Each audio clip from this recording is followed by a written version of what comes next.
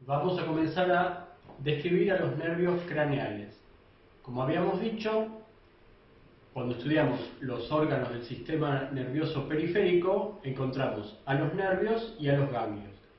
Los nervios que ya estudiamos son aquellos que se originan de la médula espinal y por eso se llaman nervios espinales o raquídeos. Ahora vamos a ver a los que se originan del encéfalo, que por eso se llaman craneales. En este esquema se ve al encéfalo y en amarillo se ve la emergencia, la salida de los nervios craneales. En particular, vamos a ver que si este y así sucesivamente son los nervios de los que vamos a hablar, vemos que son 12 pares, ¿sí? La mayoría se originan del tallo cerebral, que como veníamos diciendo, está formado por el bulbo, la protuberancia y el mesencéfalo. Ya anticipamos que el estudio de los nervios craneales es un poco más complejo que el de los nervios espinales porque hay muchas diferencias de nervio a nervio craneal. Hay muy pocas cosas que se pueden generalizar. Por ejemplo, si uno quisiera decir de dónde salen estos nervios craneales, no puede decir todos salen de, sino que tengo que decir la mayoría sale del tallo cerebral. En particular, hay 10 que salen del tallo cerebral, 9 lo hacen de la cara anterior, pero hay uno que sale de la cara posterior del tallo. El primer par craneal y el segundo no se originan del tallo cerebral, sino que lo hacen de más adelante y arriba. Entonces acá sí tenemos una mini ventaja que afortunadamente cuando lo fueron nombrando, describiendo los nervios craneales, usaron para numerarlos que el primero está emergiendo de más arriba y adelante y hacia abajo y atrás se van numerando del primero al 12º. Como vamos a ver en un video que les voy a dejar por acá, los nombres que tienen son todos nombres propios de cada nervio o particulares de cada uno, pero también se los numera y se suele escribir con números romanos, ¿sí? Y directamente cuando yo veo este 3 en números romanos o este 12, ¿sí? Se lee tercer par craneal, 12º par craneal. Bien. ¿Cómo se estudian? Como dijimos que cada uno es diferente, para cada nervio craneal tengo que desarrollar una descripción que va a ser bien particular. Sin embargo, podemos hacer una lista de preguntas o cosas que nos interesaría saber de un nervio craneal. Y así vamos a trabajar en esta semana, eligiendo como ejemplo solamente a dos nervios, que son el tercero y el 10º, ¿sí? Vamos a ir contestando esa lista de preguntas y el día de mañana, si en la cursada de fisiología, de fisiopatología, de fisiopatología ocular o de lo que fuera, o en su trabajo les toca estudiar un nervio, bueno, ¿qué es lo que yo tengo que aprender? ¿Qué es lo mínimo que tengo que saber de un nervio craneal para describirlo? Voy a ir viendo esta lista, ¿sí?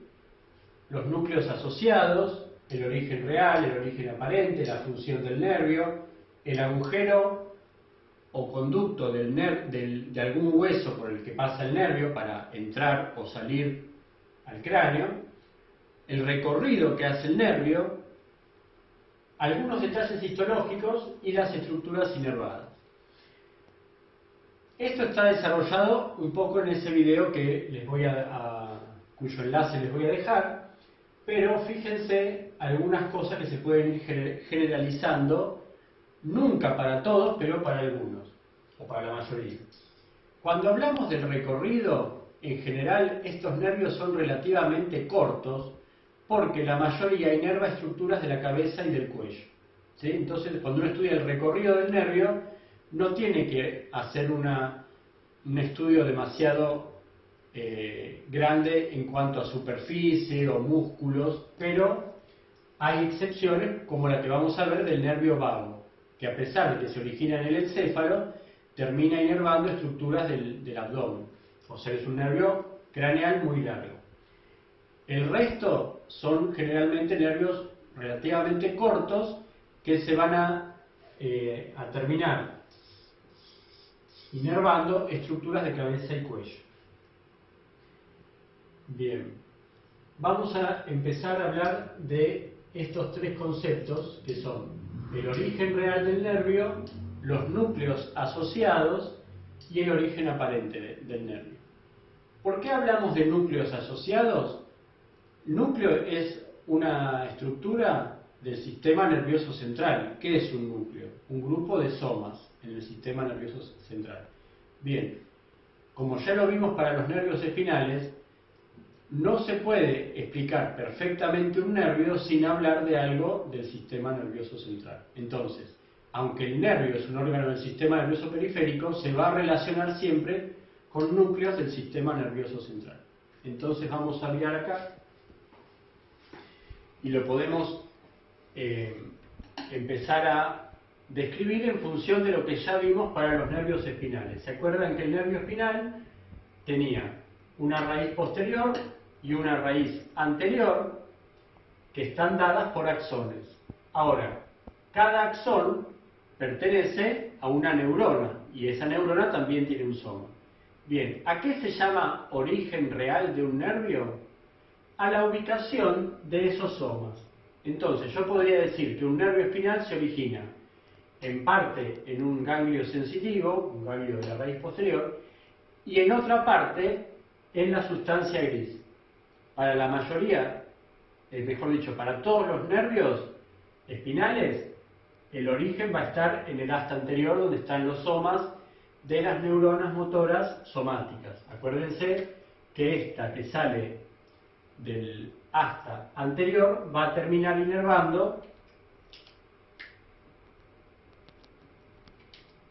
a una célula muscular esquelética. Pero también el origen del nervio espinal, para algunos nervios espinales, puede ser el asta lateral. ¿Sí? Porque hay axones del nervio que se originan en otra parte de la sustancia gris de la médula. Ahora, si en vez de hablar de la médula hablamos de un nervio craneal y de un órgano del encéfalo, por ejemplo el bulbo raquídeo, podemos ver que algunos nervios son eferentes y aferentes, es decir, que tienen función motora y sensitiva. Entonces, como ya vimos, la función sensitiva va a estar dada por axones de neuronas sensitivas, que en la mayoría de los casos van a ser el mismo tipo de neurona pseudo-unipolar, y el origen real entonces de esta parte del nervio va a ser un ganglio sensitivo asociado a este nervio.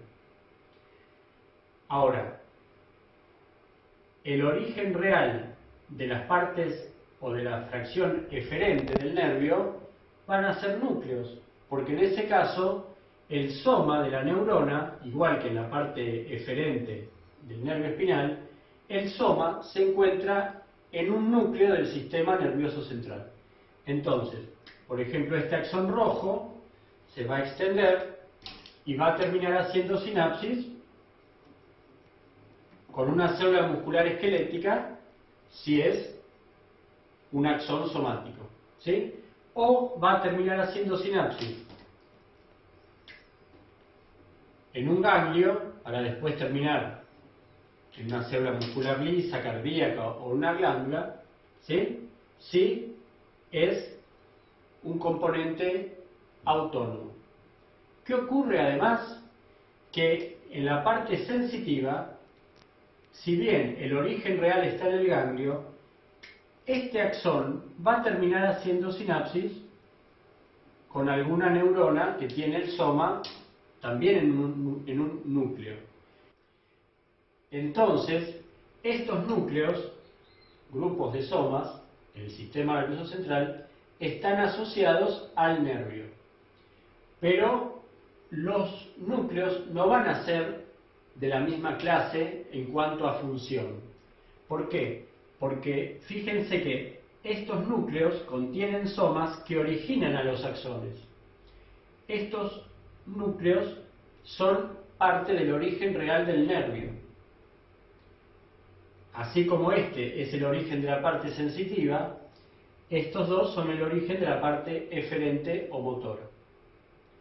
Entonces, cuando el núcleo contiene los somas cuyos axones forman el nervio, se van a llamar núcleos de origen. En cambio, cuando el núcleo contiene somas cuyas dendritas hacen sinapsis con los axones del nervio, por ejemplo este axón negro que hace sinapsis con esta neurona azul, se dice que el nervio termina en ese núcleo. Y este va a ser un núcleo de terminación. Entonces, los núcleos están asociados al nervio, pero pueden ser de dos clases: núcleos de origen o núcleos de terminación. Otra cuestión que es relativamente sencilla, pero a veces genera algún conflicto en los estudiantes cuando están estudiando, es la definición de origen aparente. El origen aparente no es ni más ni menos que un accidente en la superficie del encéfalo por donde se ve que el nervio o entra o sale. Cuando uno dice que el nervio entra o sale, en realidad se refiere al sentido de la información, porque el nervio está quieto, no está desplazándose. ¿Sí? Yo diría que la parte sensitiva del nervio entra al encéfalo y la parte eferente del nervio sale. Ahora, ¿a qué se le llama accidente? A un cambio, a una irregularidad, como los accidentes geográficos que se estudiaban en la escuela. Entonces, este surco es un accidente, este otro surco sería un accidente. Si yo estoy estudiando este nervio, cualquiera, ¿sí? ¿Cuál es el origen aparente? Este. Es este surco, que después, si yo sé qué órgano es este, qué parte de este órgano son estas, diré, el surco que se encuentra entre tal y tal cosa es el origen aparente del nervio. ¿Sí? Es en qué parte de esa superficie yo veo que el nervio se hace evidente. No es ni más ni menos que eso. Después, el nervio se va a alejar y va a atravesar algún conducto o algún orificio, agujero de algún hueso del cráneo. Así como los nervios espinales abandonaban el conducto raquídeo por los agujeros de conjunción o agujeros intervertebrales, los nervios craneales abandonan el cráneo o entran al cráneo por agujeros de los huesos del cráneo. Para estudiar los dos ejemplos que vamos a ver, ¿sí? Vamos a hacer alguna mínima descripción de algunos órganos. Uno de los nervios que vamos a estudiar es el nervio vago o décimo par. Así que vamos a hablar del bulbo raquídeo. Entonces, vamos a volver a mostrar estos esquemas que ya hemos visto, donde se ve un encéfalo en desarrollo embrionario. ¿Qué me interesa? Que hay una cavidad, que era la luz del tubo neural, que se va a ir deformando, y alrededor de esas cavidades se va a ir desarrollando el tejido nervioso. Ese tubo neural va a ir plegándose y desarrollando distintas formas en la zona, por ejemplo, del cerebro, y esa cavidad se va a transformar en los ventrículos laterales, va a tener una forma de rombo, y alrededor de eso se va a formar el rombencéfalo. Uno de los componentes del rombencéfalo es el bulbo raquídeo. ¿Sí? Entonces, nos vamos a concentrar ahora en este órgano, que es el bulbo raquídeo. Fíjense que esto, que después en la guía, en el cuestionario, ustedes lo tienen para trabajar también, es el famoso cuarto ventrículo. El cuarto ventrículo empieza en el bulbo raquídeo como continuación del conducto central de la médula y se va ensanchando y va a tener un techo. El cuarto ventrículo tiene un techo que está dado por el cerebelo y un piso. El piso del cuarto ventrículo está dado en la parte inferior por el bulbo raquídeo y en la parte superior por la protuberancia. Cuando uno estudia a un órgano como el bulbo raquídeo, haríamos un trabajo como el que hicimos para la médula, donde se ubica, qué vecinos tiene, qué forma tiene. Entonces, en esta es una vista anterior. Se observa al bulbo raquídeo, que es esto, a la protuberancia, que justamente es como un puente que cruza horizontalmente, por eso también a la protuberancia se le dice puente o puente de Barolio, y arriba al mesencéfalo. Acá otra vez tenemos en amarillo a los nervios craneales. Fíjense que de distintos accidentes, de distintos surcos, se originan, y estos serán los orígenes aparentes de cada uno. Vemos que en la cara anterior se encuentran algunas cosas bien notorias o accidentes, que son un surco, ¿sí?, que es la continuación del surco anterior que tenía la médula también. Y a los lados de ese surco hay como dos eminencias, dos saliencias alargadas, que son las famosas pirámides del bulbo raquídeo. Esas pirámides se notan desde la superficie externa porque están formadas por miles y miles de axones mielínicos que, al ser tantos, como que protruyen un poco y forman estas dos masas. Lo interesante, o una de las cosas interesantes de estas pirámides, es que en la parte inferior de ellas los axones van a cruzarse de lado. Eso se llama decusación. En este caso es la decusación de las pirámides. ¿Sí? Entonces, axones que vienen del lado derecho pasan al lado izquierdo, y axones que vienen del lado izquierdo pasan al lado derecho. Como son tantos miles de axones que se cruzan, ese entrecruzamiento se hace evidente desde la superficie anterior del bulbo sin necesidad de hacer un corte. En la parte superior de la cara anterior del bulbo raquídeo, a cada lado de las pirámides se encuentra otra saliencia que se llama oliva. Estas olivas, que son como aceitunas, dispuestas así en forma vertical, se corresponden con núcleos de sustancia gris que están dentro del bulbo y también protruyen.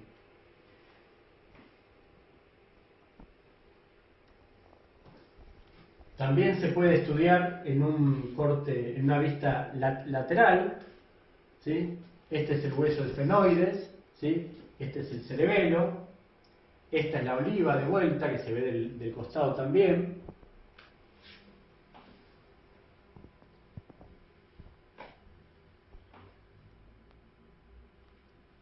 Y también se puede estudiar en una vista posterior. En la vista posterior también fíjense que se ve un surco longitudinal que es continuación del surco posterior de la médula, y se ve esta cavidad con forma de rombo. De acá para abajo es el bulbo, de acá para arriba es la protuberancia. ¿Sí? ¿Quién estaría de este lado? Si esta es una vista posterior, atrás de la protuberancia y del bulbo está el cerebelo, completando el romboencéfalo. Y lo que me interesa que miren acá son estos tres, que son tres tractos muy grandes de axones mielínicos que van desde el cerebelo a distintas partes, ¿sí? Ya sea que van hacia arriba, hacia el mesencéfalo, hacia adelante, o sea, hacia la protuberancia, o hacia abajo, que son estos,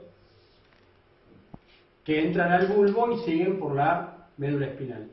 Esos tres tractos tan grandes se llaman pedúnculos cerebelosos, superiores, medios e inferiores. Fíjense que otra vez, para estudiar al bulbo, algo tengo que comentar del cerebelo. Y así nos va a pasar con todos los órganos, ¿sí? Están interconectados a través de axones que van de uno a otro.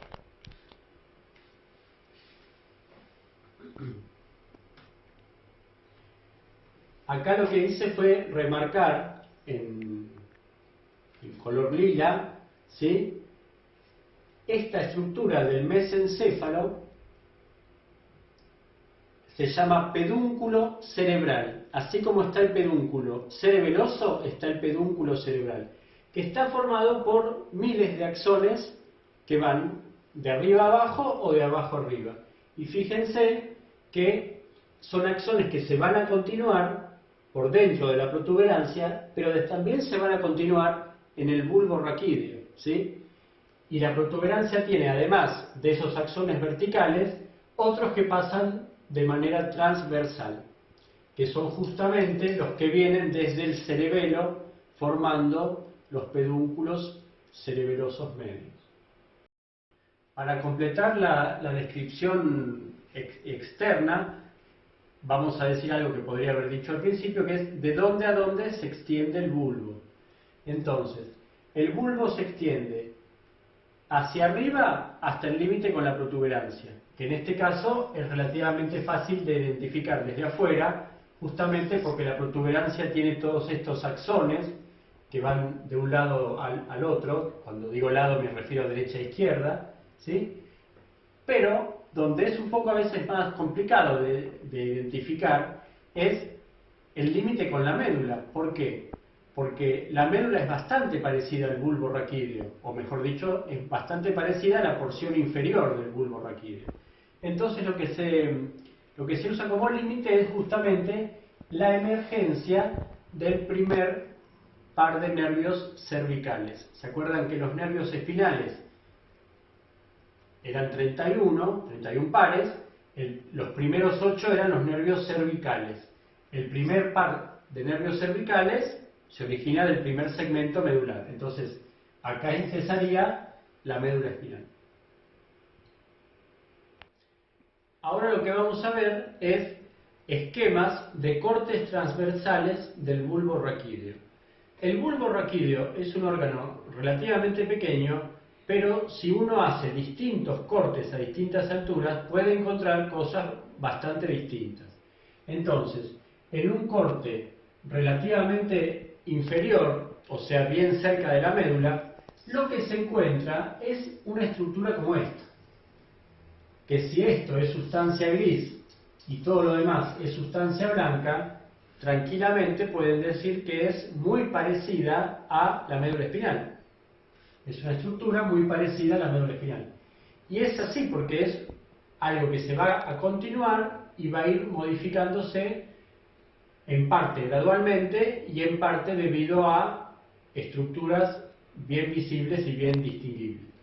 Por ejemplo, si nos vamos a un corte un poquito más arriba, a la altura del entrecruzamiento de la decusación de las pirámides, se puede ver que si esto es sustancia gris, esto es sustancia blanca.